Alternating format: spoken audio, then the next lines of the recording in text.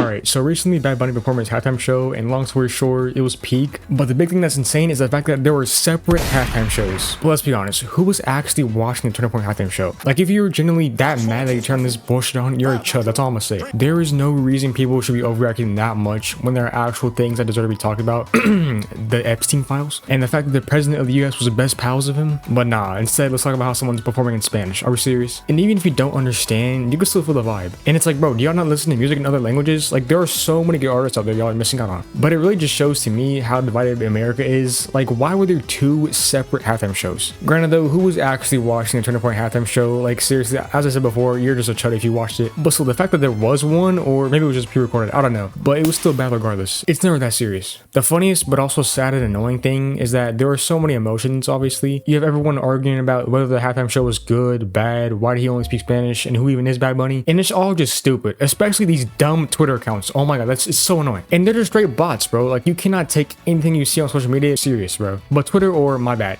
X, there's just so many bots in that app. Like, it's insane. Like I said earlier, I don't understand why there was and are still arguments over the halftime show while the literal Steam files got released that shows actual horrifying stuff. If anything, why is everyone not reacting over that? This kind of goes into my next point on how people just fake so much outrage just to get engagement. Like, there was no reason for the Turning Point USA halftime show or anything hateful related to the halftime show to be this big. Like, there are way bigger things we should be worried about. People always just exaggerate their takes, and then because of that, there's a whole outrage that happens and then causes a bunch of engagement. And the algorithm is always going to push the dramatic takes, but it's just annoying because a lot of the time they just spew stuff that is not reasonable at all. I mean, people come on apps and just utter straight bullshittery, bro. Like, literally the Michael Jordan stuff recently, if you don't know about it, the Daytona 500 happened recently, and Tyler Reddick, the winner, is very close friends with MJ, but there's a video going around with MJ and Reddick's son.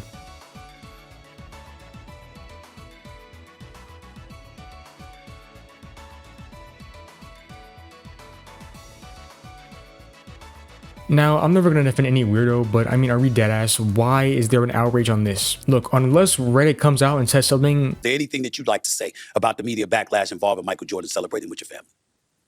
Yeah, I mean, from my perspective, I've gotten to know Michael and his family very well over the years I've been here with 2311, and you know, I don't see what other people see when it comes to this. There is no reason for this to have this much traction. And half of these people wouldn't even care if MJ was a weirdo. They're just gonna use it as an excuse to say LeBron's better. I mean, are we forgetting this? Hey, everybody know ain't no party like a Diddy party, so. Yeah, that's what's up.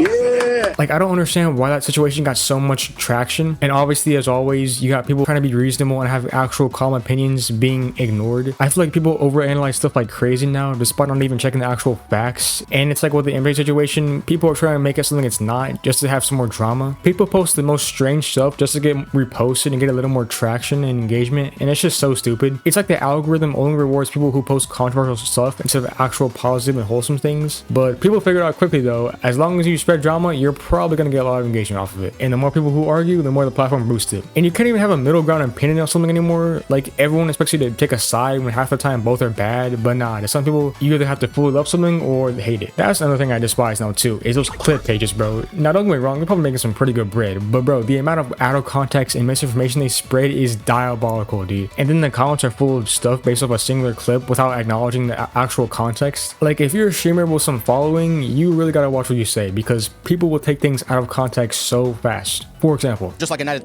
real ones know that I shoved a fucking dime bag of meth up my ass, and it's slowly making its way back down. Probably estimated arrival time around 2 p.m. EST the next day. After that, I'm going to snort a little bit of it, and that's going to be a little pick-me-up for the next 3 days. Now, this sounds crazy as hell, not gonna lie, even with context, but basically Joe's talking about how he would survive in the long walk, and that this would be his best strategy to survive it. Now that I think about it though, this might have been one of the worst examples I could have used, but you get the point. People are gonna do whatever they want to get the engagement though, so it is what it is. But also, one more thing that I don't know if I should be happy or mad about, but where are the memes so far? Like, so far for January and February, there have been no notable memes that I've seen. Like, what happened, y'all? Y'all gotta lock in, bro. My rules have been trash lately. Actually, now that I think of it, this ex-CIA agent, John Kirikou, has been kind of funny, and he's not even trying to be funny on purpose, but the way he tells stories is just so messed up, but they're low-key hilarious, I'm not gonna lie. So you say, hey, I was a beta, give me the information. He's like, fuck you, I'm not gonna give you the information. So what do?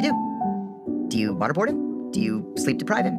Do you put him in a cold cell? Do you beat him? Do you put cockroaches on him? Do you put hummus up his ass? What do you do? Now, the problems with that are severalfold. First of all, all of it's illegal. Anyways though, that's all I got for this video. If you enjoyed, consider subbing. Let me know what's the craziest no context clip you've seen. Anyways though, I'll see you on the next video. Peace.